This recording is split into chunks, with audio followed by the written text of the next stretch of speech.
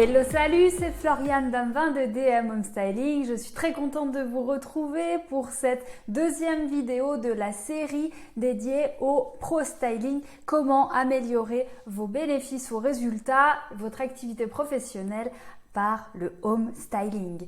Alors, tout de suite, l'entrée en matière avec les 3 clés du pro styling que je vais vous dévoiler aujourd'hui. Direction réussite et succès avec ces 3 éléments piliers.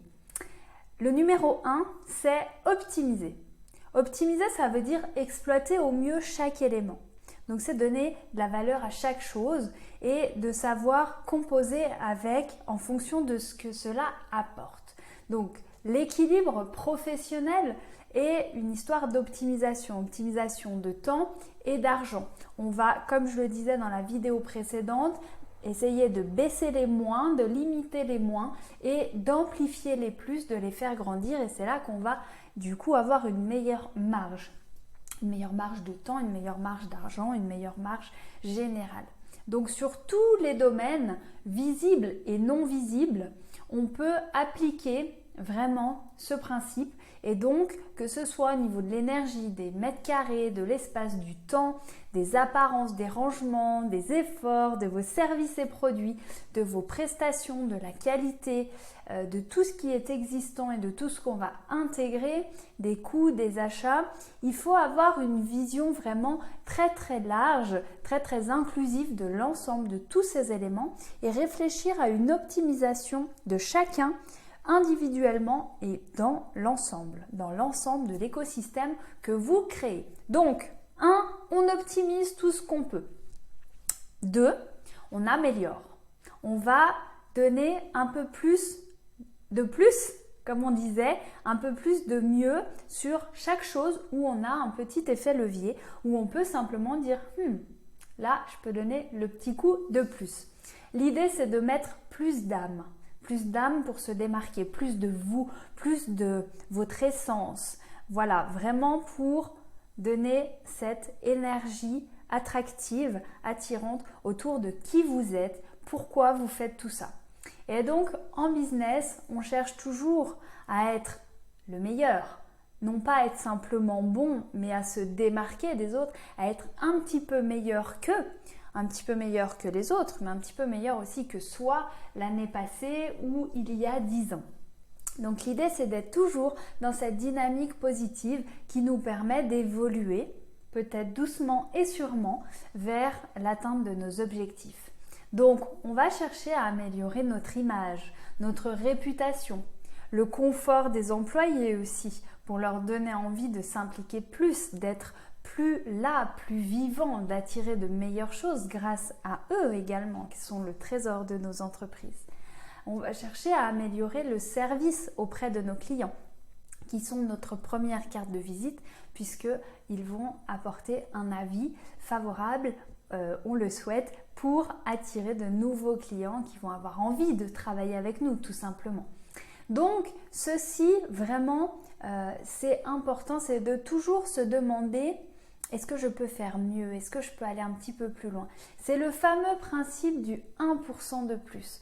Toujours faire ce petit pas en plus qui peut être insignifiant, mais quand vous faites 1% de plus régulièrement, eh bien, on augmente vite la qualité ou tout de manière assez simple puisque 1% ne nous demande pas un effort colossal. Donc, toujours essayer de penser à améliorer ses résultats pour aller vers cette évolution positive. Et là, ça va vraiment booster le succès de votre entreprise. Et le principe numéro 3, c'est de rentabiliser. Rentabiliser, c'est créer de la valeur avec chaque chose. Ça reprend les principes 1 et 2 et maintenant c'est convertir en des choses quantifiables et monnayables.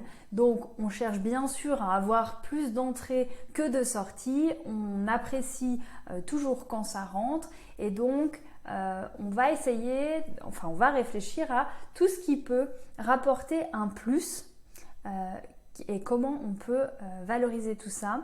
Ça doit servir et on doit pouvoir faire ce travail-là. Par exemple, dans une salle de restaurant, eh bien, on va éviter les espaces morts et on va mettre de la valeur dans chaque centimètre carré. Et par exemple, un endroit où personne n'aurait envie de s'asseoir, eh bien, mettre une belle pièce de décoration, une belle plante, quelque chose de symbolique, quelque chose qui renforce justement l'identité du lieu auquel les gens vont pouvoir s'identifier. Là, on va apporter de la valeur plutôt que de laisser cet espace voilà, pas très heureux ou voilà, on n'est pas spécialement attiré. Donc rentabiliser, ça ne veut pas toujours dire mettre que de la vente partout. C'est vraiment stratégique, c'est vraiment composé par rapport à ce qu'on souhaite vendre, par rapport à ce qu'attend le client, par rapport aux besoins des collaborateurs, par rapport à ce dont vous disposez. Également, le lieu est tel qu'il est et donc il y a un ajustement à faire avec. Donc il faut bien sûr connaître tout ça, tous ces éléments. Il faut maîtriser sa stratégie parfaitement. Donc, le home styling va vous inviter à réfléchir aussi à tous ces éléments. Donc, parfois, vous n'y aurez pas pensé et c'est l'idée, c'est vraiment éclairer chaque point et d'exploiter les ressources intelligemment et avec bon sens. Parfois, il est aussi bon de générer des dépenses pour améliorer et rentabiliser un autre aspect. Donc on sort vraiment uniquement de la gestion des chiffres et on entre dans une vision, j'ai pas envie de dire 3D parce que c'est beaucoup plus que ça, mais holistique, où on considère toutes les choses qui composent un business et ça va bien au-delà de juste un espace et de juste des résultats sur un bilan.